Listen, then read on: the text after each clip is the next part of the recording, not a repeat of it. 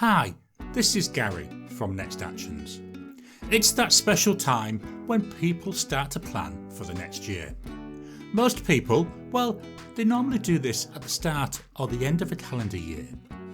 It's a good time to sit back and review what you've done and look at where you want to go. But it's not the only time that you can do this. Other good milestones, they include the end of the financial year, or even that special birthday or anniversary which triggers you to sit down and think. Whenever you decide to do your planning, it's important to have a process to run through. Join me now to go over some of the key steps that you need to take when planning for the next year. You're getting ready to plan for the next year.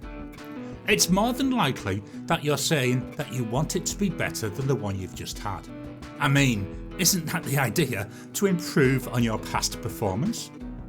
When I think about planning, the thing that always comes to my mind is the story about the jar, the rocks, the pebbles and the sand.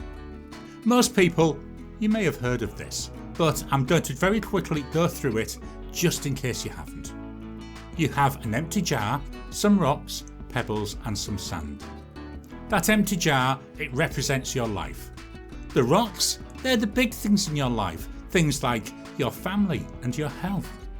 The pebbles, these are the things that matter to you, but you could live without them. This could include things like your job, hobbies, friends. And then the sand, that represents everything else that you do, the filler things. This includes things like watching TV, running errands, surfing the internet. You can fill the jar up two ways. A lot of people, they put that sand in first, which fills the jar, and it means that they can't put in the pebbles and the rocks. The other way, you put the rocks in first. Then you put in the pebbles and they fill the gap between the rocks. And finally, you put in the sand so that fills up the remaining space. This means you can't put in as much sand, but you've already got your rocks and your pebbles in there. Carrying on with this analogy, in the first scenario, you would have filled your jar with sand. This means you're spending all of your time doing the small, inconsequential things. You're not doing anything meaningful. You're not growing. You're not moving ahead in your life. In the second scenario, you put the rocks in first. They're the most important things in your life. You're making sure that they take priority. Next, you're putting in the pebbles. They're the important things in your life. Because you can't fit all those pebbles in, you have to decide which ones you can put off, which ones can be left out of the jar and delayed until the next year. Finally, you then look at the inconsequential things, and these you fit in around the other things in your life. This means you're doing the meaningful things first, you're continually growing and developing your skills, and you're getting the most out of your life. Using this analogy when planning means you make sure that you're prioritising what is important and cutting out what is not moving you forward. The question, how do you do that? The first step is to take time to look at your life priorities. I refer to these as your life purpose statements. Think real deep about these. What are the main priorities in your life? The 6 thinking hats, this is a really good tool to help you to come up with these. Your aim here is to come up with 2 or 3 big priorities in your life. They're the things you cannot live without.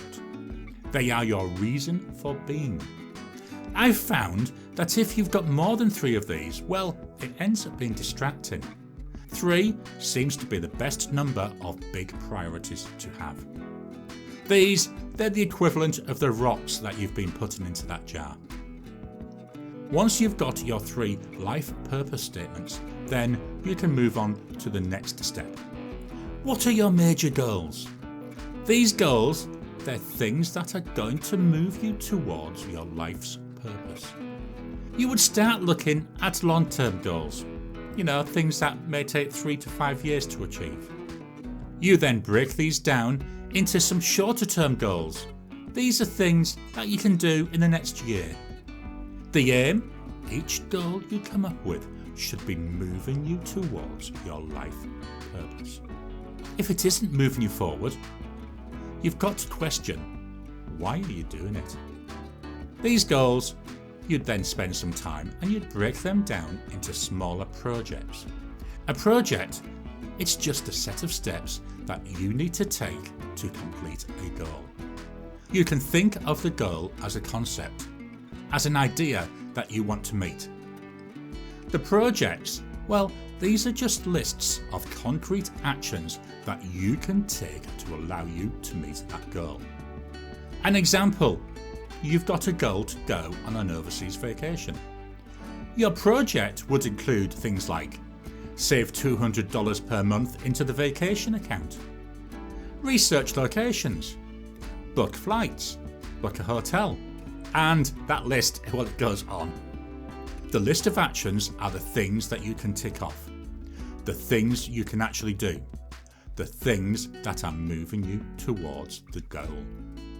When coming up with projects and actions, the 6 thinking hats, SWOT analysis, and SAW analysis are some really good tools to help you to plan and to move forward. These goals, projects and actions, these are the pebbles. These are the things you're putting between the big rocks. You may find there are some goals that are just too much for you. Well, these put to one side. Come back to them later when you've got more time to spend to plan them. You do not need to be working on every goal all of the time. It's best to focus on a small number of goals and to complete them rather than trying to focus on every goal and end up getting nothing done. One of the biggest causes of procrastination is having too many things to do, too many things to pick from. When you see the massive list of goals, well, you end up going into a panic mode and you freeze. Keeping that list small, it gives your mind the chance to look at things, to visualize the results, and then do them. The last thing we look at, well, that's the sand. It's the inconsequential things. But these can also, at times, be important. Watching TV, well, that's inconsequential, but it can also help you to relax. Being relaxed helps you to focus when needed. Running errands, that's inconsequential, but if you don't do it, well, you wouldn't have any food. And without food, how long are you going to survive? A lot of inconsequential things are necessary. The key is to identify the ones that are important and to throw away the rest. When doing the inconsequential things, make sure you're not spending too much time on them. If watching TV, limit yourself to 1 show per day rather than 8 hours. If running errands, can you go to one place and buy everything? That will save you time from travelling between different locations. Could you aim to complete all your errands in under 1 hour a week?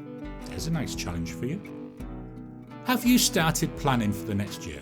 If you have, then can you share some of your goals in the comments?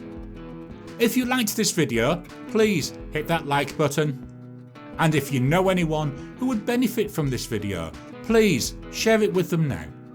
If you haven't already, hit the subscribe button so you can get new videos as I release them. To summarise, it's important that you plan. But when you do it, well, that's not too important. And quite often, key milestone dates, well, they're a good trigger to do the planning. When planning, you need to identify your life purpose statements, goals that move you towards those statements, projects that move you towards the goals, and a set of concrete actions that you can take to allow you to complete the project. Once you've got this, you can then look at the other things in your life. Are they important? Are they necessary? Are they needed? Can you limit them in any way to give you more time for the important things? Are there things you can stop doing?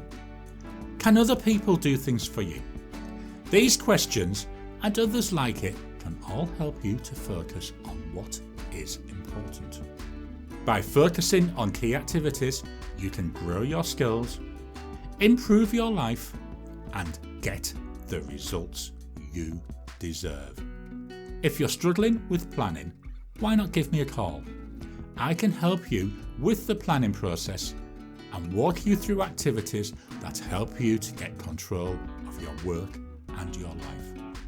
Isn't it time you started to get the results you deserve? Please reach out to me on 0415 591 672. I'm based in Australia, so please use the international dialing code +61 if calling from another country. You can also email me on garry@nextactions.com.au or visit nextactions.com.au, where you'll find a link to book a free short introductory call. Do you have any topics that you'd like me to cover?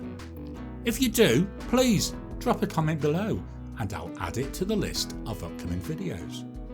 Don't forget to like the video and to subscribe to my channel so you can get new videos as they come out. I'll talk to you again soon.